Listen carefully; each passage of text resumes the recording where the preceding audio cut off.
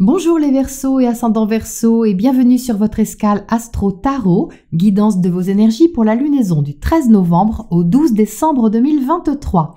La nouvelle lune en Scorpion, conjointe à Mars, s'élance dans votre secteur carrière et réalisation sociale, tout ce que vous extériorisez au niveau public et qui vous demande sérieux et responsabilité.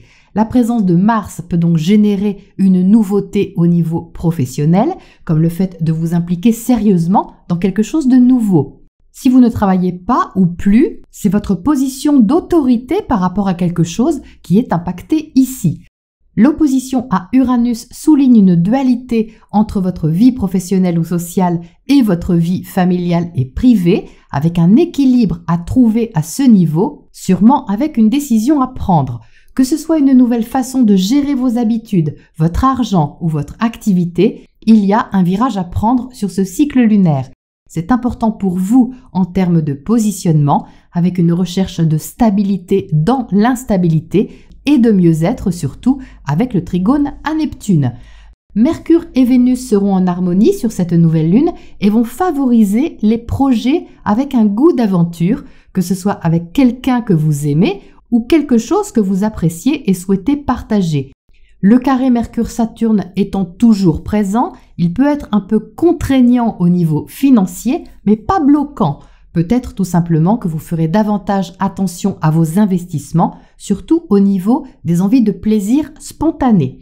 Au niveau des dates importantes, on a déjà du 20 au 24 novembre, le Soleil et Mars qui passent au sextile de Pluton, puis qui entrent en Sagittaire et forment un carré à Saturne. Donc sur ces 4 jours-là, il pourrait y avoir une forte motivation relationnelle, une décision prise avec implication à propos d'un partenariat ou d'un engagement stimulant.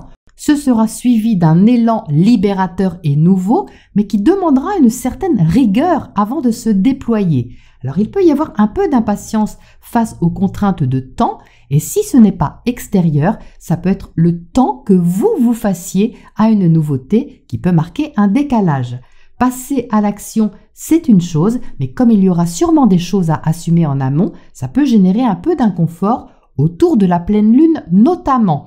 En effet, la pleine lune du 27 novembre dans l'axe Gémeaux-Sagittaire tombera dans un axe motivant pour vous, tourné vers un projet stimulant, certes, mais où vous aurez à trouver votre place et surtout à la ressentir.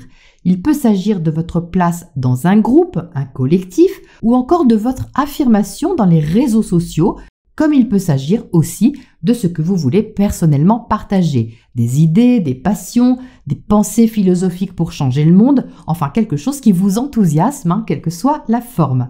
Et ce ne sera pas forcément évident pour 2 raisons.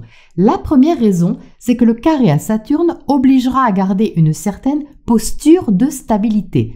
Par exemple, si vous avez envie de nouveaux projets, de découverte ou d'exploration, vous serez obligé, entre guillemets, de regarder le côté pratique, financier, pour voir si c'est réalisable. Et donc, il peut y avoir un frein, extérieur ou intérieur.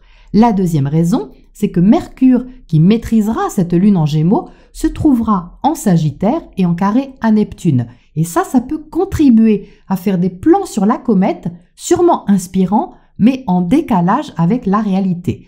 Donc il est plus prudent de ne rien décider d'important sur cette pleine lune, au risque de ne pas voir clairement ce que ça implique. Ce sera plus favorable quelques jours plus tard seulement, quand Mercure entrera en Capricorne et formera un sextile à Saturne le 2 décembre. Vous pourrez réfléchir posément, dans votre coin peut-être, et à l'abri des regards, de façon très efficace et réaliste. Au même moment, Vénus sera en carré à Pluton, donc ça se joue entre le 2 et le 4 décembre, un changement dans vos projets et vos aspirations qui sera mieux étudié sur ce qu'il y a à changer et même à laisser partir. Le 5 décembre, Vénus entrera en Scorpion dans votre secteur carrière et formera un trigone à Saturne.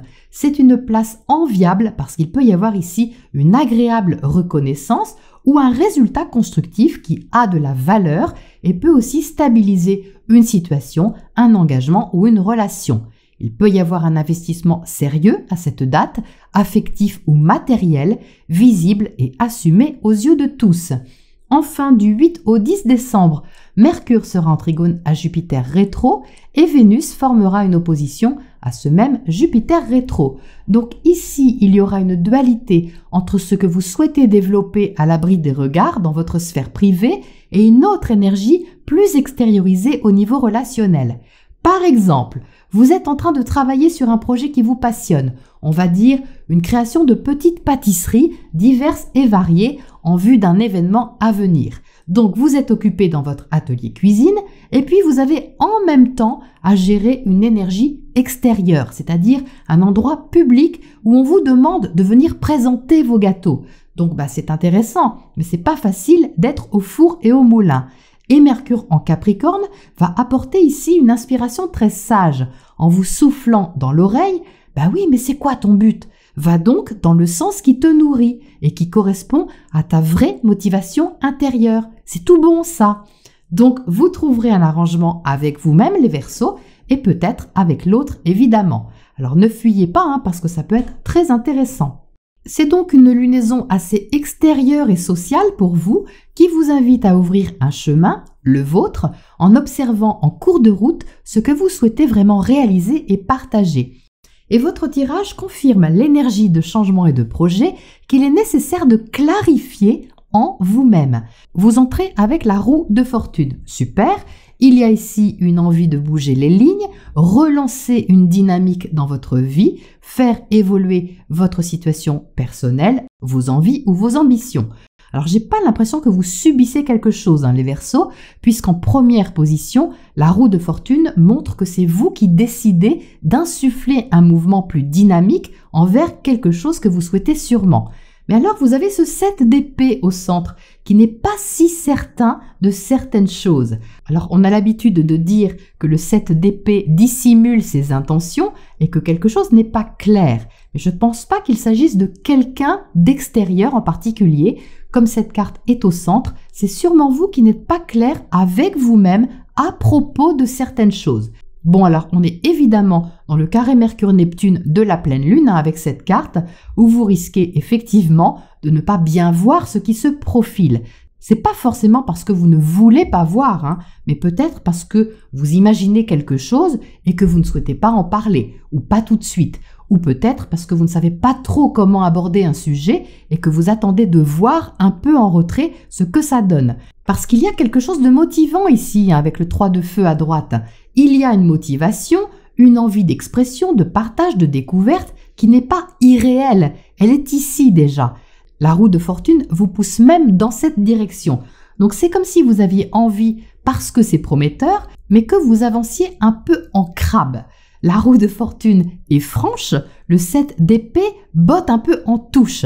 Donc ça fait un pas en avant, deux de côté, avec des pensées qui cheminent, ça oui, mais pas toujours avec clarté. Donc ne vous inquiétez pas parce que le tirage a vraiment fait ressortir les énergies de la pleine lune, mais ça va évidemment se décanter quand vous allez décider d'aller plus loin dans vos réflexions, vos prises de position et aussi vos échanges.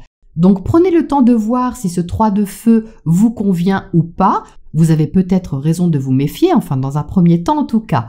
Mais l'important est tout de même de ne pas vous auto-saboter afin d'aller dans le sens d'une évolution sans vous mentir et en gardant l'espoir. Parce qu'il y en a ici en toile de fond à propos de quelque chose qui vous inspire vraiment. Alors ne vous cachez plus les Verseaux, on veut vous voir. Je vous souhaite une très belle lunaison.